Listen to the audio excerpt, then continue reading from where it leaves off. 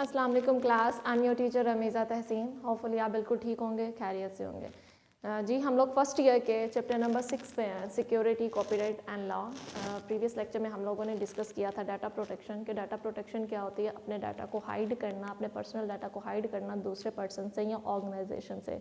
ठीक है, जब वो अनऑथराइज पर्सन से हाइड होगा तो वो अनऑथराइज पर्सन हमारे डाटा को असेस ही नहीं कर पाएंगे। जब असेस नहीं कर पाएंगे तो उसका मिसयूज़ ही नहीं कर पाएंगे। आज का जो हमारा टॉपिक है, आज का टॉपिक है हमारे पास प्राइवेसी इशू।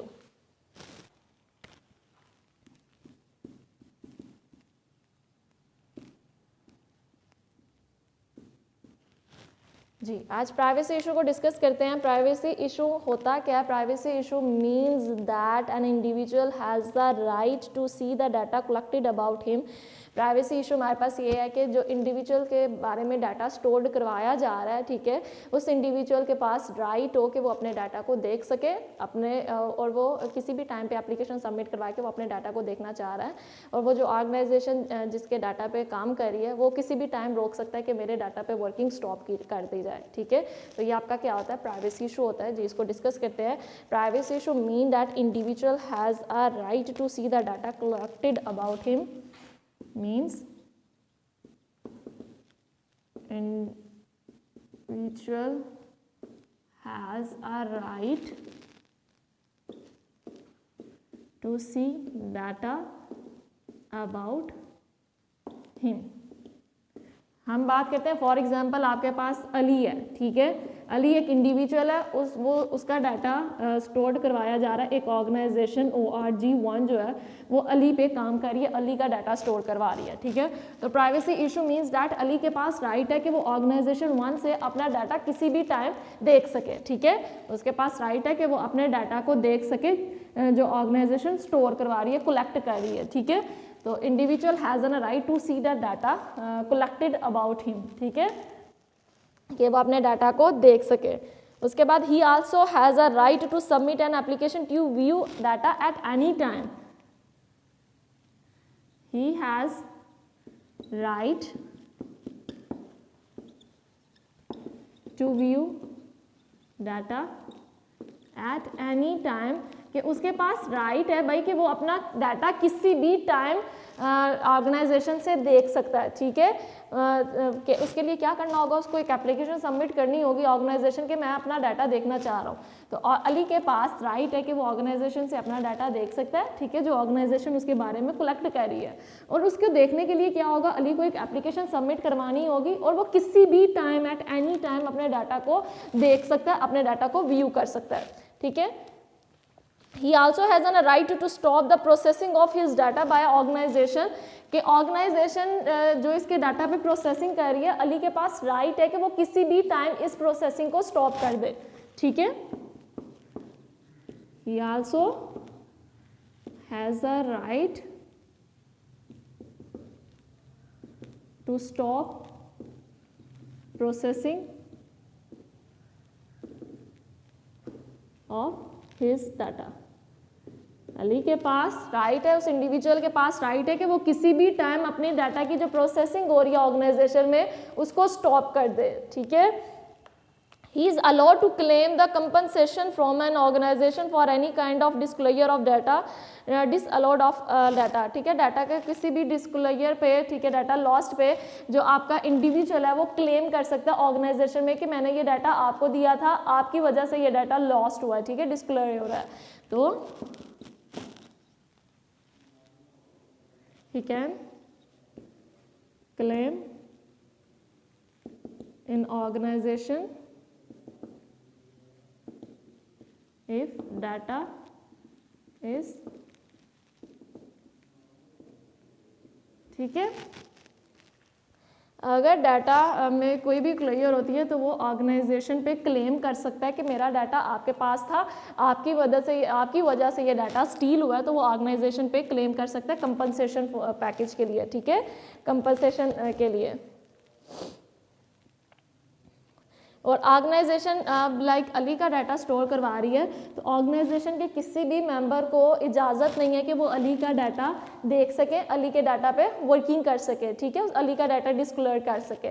तो ऑर्गेनाइजेशन में जो डाटा होता है वो बिल्कुल प्रोटेक्ट होता है, ठीक है, जो ऑर्गेनाइजेशन मेंबर्स हैं वो उस डाटा का मिसयूज़ नहीं करते।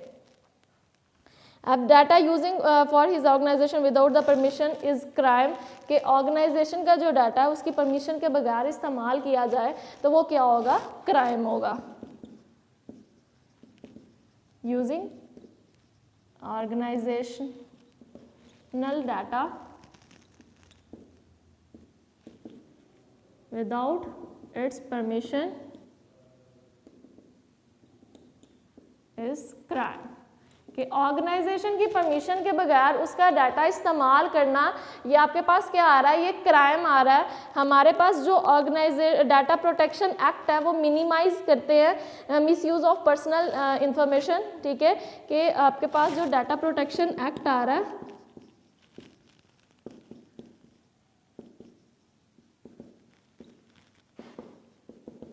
Minimise the misuse of data.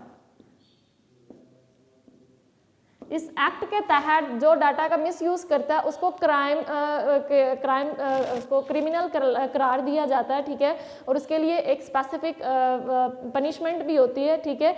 इस वजह से अब डाटा का मिसयूज़ नहीं होता क्योंकि उसको भी इलीगल एक्टिविटी करार दिया जाता है और उस बंदे को क्रिमिनल पॉइंट ऑफ व्यू से उसको नोटिस किया जाता है और एज एन क्राइम उसको पनिशमेंट दी जाती है। तो ये कौन करता है, ये हमारा डाटा प्रोटेक्शन एक्ट करता है। डाटा प्रोटेक्शन एक्ट की मदद से हमारा जो डाटा का मिसयूज़ था वो कम हो रहा है, ठीक है, नहीं तो पहले डाटा का बहुत ज़्यादा मिसयूज़ किया जाता था। क्यों? क्योंकि उसको इलीगल एक्टिविटी करार नहीं था दिया गया। डाटा प्रोटेक्शन एक्ट के थ्रू अब जो भी डाटा का मिसयूज़ करेगा वो एक क्राइम होगा और उसको क्रिमिनल के तौर पे पनिशमेंट मिलेगी, ठीक है। जब ये पनिशमेंट मिलना स्टार्ट हुई तो डाटा का जो मिसयूज़ था वो कम हो गया कि हाँ भाई अगर मैं डाटा का मिसयूज़ करूँगा तो मैं भी क्रिमिनल हिस्ट्री में आऊँगा, मेरा भी क्रिमिनल रिकॉर्ड हो जाएगा। तो दैट्स वाई अब डाटा का मिसयूज़ कम होता है due to the data protection act. Data protection act की वजह से डाटा का जो मिसयूज है वो कम हो रहा है, ठीक है। और ऑर्गेनाइजेशन क्या करती है, डाटा को कलेक्ट करती है, उसे चाहिए कि डाटा को सिर्फ स्पेसिफिक पीरियड के लिए कलेक्ट करे, अननेसेसरी डाटा कलेक्ट ना करे, ठीक है। लाइक मेरा ये जो डाटा कलेक्ट किया जा रहा था वो 10 दिन में कलेक्ट हो जा रहा था, तो उसे चाहिए कि सिर्फ 10 दिन तक ही डाटा को कलेक्ट करे। ये नहीं कि वो लॉन्ग टाइम डाटा को 10 दिन के अंदर उसकी वर्किंग हो गई, उसको चाहिए कि वो डाटा डिलीट कर दे। अब ये नहीं कि एज लॉन्ग वो अपने ऑर्गेनाइजेशनल हिस्ट्री में उस डाटा को स्टोर ही रखे कि कोई भी अनऑथराइज पर्सन उसको असेस कर ले। सिर्फ ऑर्गेनाइजेशन को चाहिए डाटा तब तक अपने पास रखे जब तक उस डाटा पे वर्किंग हो रही है। जैसे ही वर्किंग हो रही है या तो उसको किसी सेफ प्लेस पे शिफ्ट कर दे या उसको कंप्यूटर में से डिलीट कर दे कि कोई अनऑथराइज पर्सन उसका रिकॉर्ड, उसकी हिस्ट्री ना ले पाए, ठीक है। अब जैसे हमने पीछे ऑर्गेनाइजेशन में पेशेंट की बात की थी, तो पेशेंट का रिकॉर्ड तब तक होना चाहिए जब तक पेशेंट बिल्कुल रिकवर हो जाता है, ठीक है। अगर पेशेंट रिकवर होकर घर जा रहा है, भाई बिल्कुल ठीक हो गया, भाई उसकी हिस्ट्री डिलीट करें, ठीक है। तो यही है कि ऑर्गेनाइजेशन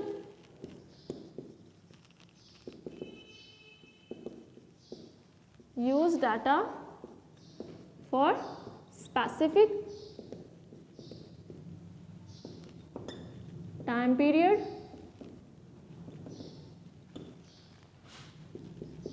ठीक है, कि स्पेसिफिक टाइम पीरियड तक वो डाटा को इस्तेमाल करे, ठीक है, एंड कलेक्ट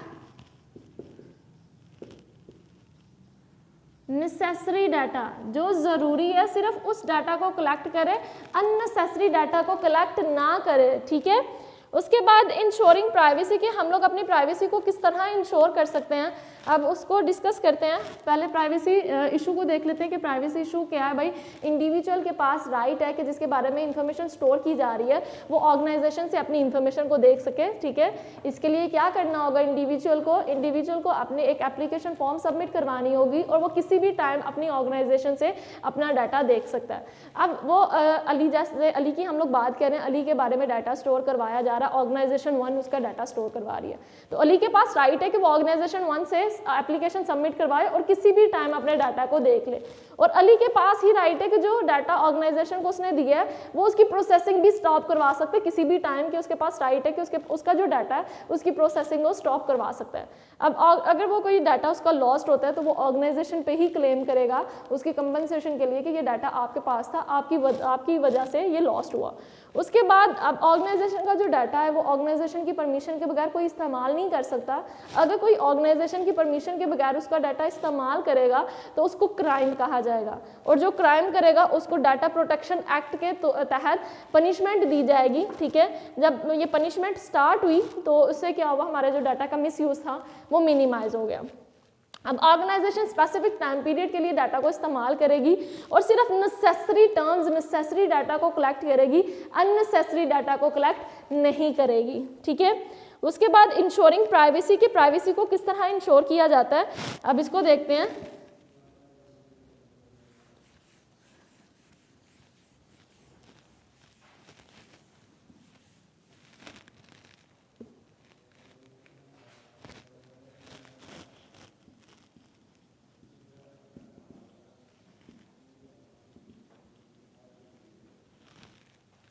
इंश्योरिंग प्राइवेसी, अब प्राइवेसी को देखते हैं किस तरह इंश्योर किया जा सकता है। Organisation is responsible for keeping the record updated. ठीक है, organisation must keeping data updated, उसे चाहिए कि जो ऑर्गेनाइजेशन में डाटा है, ठीक है, उसको अपडेट करती रहे। ठीक है, अगर उसकी ज़रूरत खत्म हो गई है तो उसको शफल करे, जिसकी ज़रूरत है उसको ऑर्गेनाइजेशन में रखे। तो ऑर्गेनाइजेशन का डाटा अपडेट करना ऑर्गेनाइजेशन की जिम्मेदारी है। Organisation should keep data for a specific time period, ये लास्ट पॉइंट में भी डिस्कस हुआ था। Organisation should keep data for specific time period. Specific time period के लिए ऑर्गेनाइजेशन को चाहिए कि वो उसका डाटा स्टोर्ड करवाए, डाटा को कीप करे। ठीक है, it can not keep it longer than a necessary time period, कि जब इसकी ज़रूरत नहीं है तो उसको चाहिए कि ये ऑर्गेनाइजेशन ये डाटा को रिमूव करे, उसको तब भी स्टोर ना करवाए जब उसकी ज़रूरत ही नहीं। ठीक है, the right of the subject can not be violated at any point during the data processing. Data processing के दौरान अगर कोई आपका जो यानी कि पर्सन इंडिविजुअल है वो प्रोसेसिंग स्टॉप करना चाह रहा है तो वो उसके पास राइट है कि वो उसको स्टॉप करे। और दूसरा, organisation is responsible for data security. हम ऑर्गेनाइजेशन में डाटा अपना दे रहे हैं, भाई डाटा की सिक्योरिटी ऑर्गेनाइजेशन की जिम्मेदारी है कि हमारे डाटा को सिक्योर रखे, डाटा को अनऑथराइज्ड पर्सन से, हैकर से हमारे डाटा को बिल्कुल सिक्योर रखे। ठीक है, तो ये हमारे किस तरह हम लोग अपनी प्राइवेसी को इंश्योर कर सकते हैं कि ऑर्गेनाइजेशन को चाहिए कि अपना डाटा की अपडेटेड रखे और अपने डाटा को लॉन्ग पीरियड के लिए सेव ना करवाए, जैसे ही उसकी ज़रूरत ख़त्म हो जाए तो डाटा को शफल करे, वो डाटा ऑर्गेनाइजेशन में कीप ना करे। और उसके बाद ये कि आपने जब ऑर्गेनाइजेशन में डाटा दिया तो ऑर्गेनाइजेशन की रिस्पॉन्सिबिलिटी है कि डाटा को सिक्योर करे, सिक्योरिटी मैकेनिज्म अप्लाई करे, डाटा को प्रोटेक्ट करे। ठीक है, डिफरेंट वे से। तो ये आज का टॉपिक था जिसमें हम लोगों ने प्राइवेसी इशू को देखा। तो होपफुली क्लास आप लोगों को समझ आई हो। इसके बाद हम लोग नेक्स्ट टॉपिक भी देख लेते हैं, what is the purpose of data protection legislation. जी, अब उसको भी डिस्कस कर लेते हैं।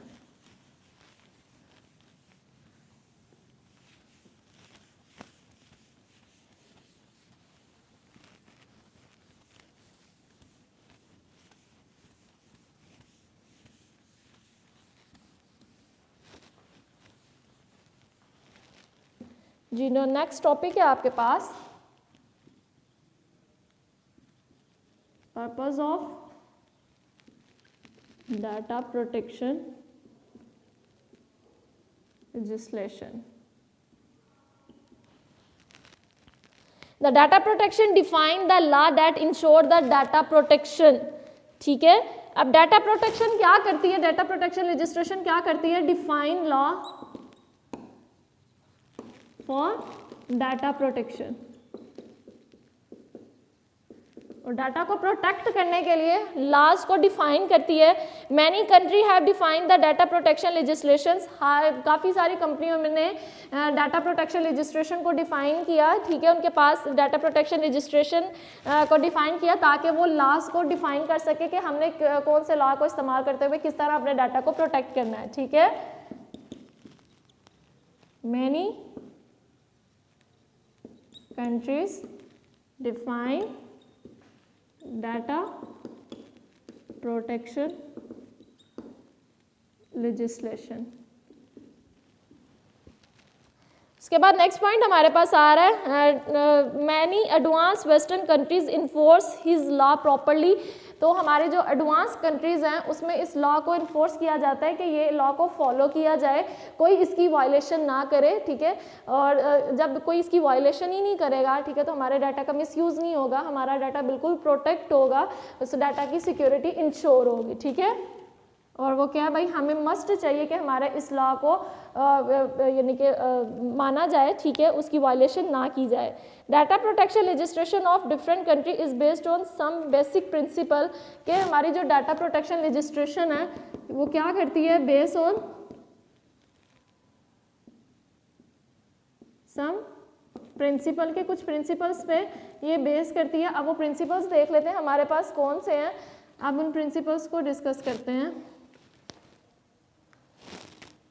कि डाटा प्रोटेक्शन प्रिंसिपल्स कौन से हैं।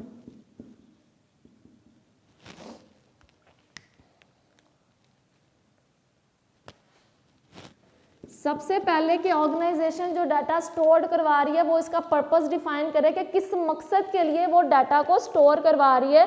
The purpose of keeping personal data must be clearly defined by the organisation, कि ऑर्गेनाइजेशन किस पर्पस के लिए डाटा को कीप कर रही है।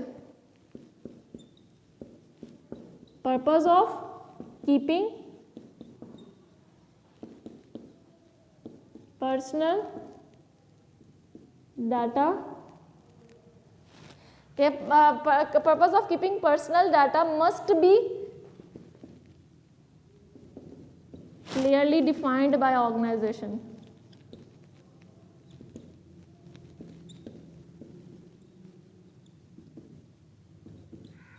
फर्स्ट प्रिंसिपल ये है कि ऑर्गेनाइजेशन जो डाटा रिकॉर्ड कीप कर रही है, पर्सनल डाटा का रिकॉर्ड रख रही है, पहले उसका पर्पस बताए कि ये क्यों डाटा को कीप कर रही है, क्यों डाटा का रिकॉर्ड अपने पास रख रही है।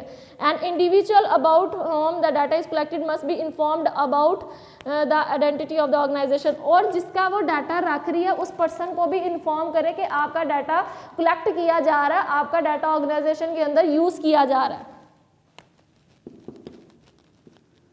must inform to that person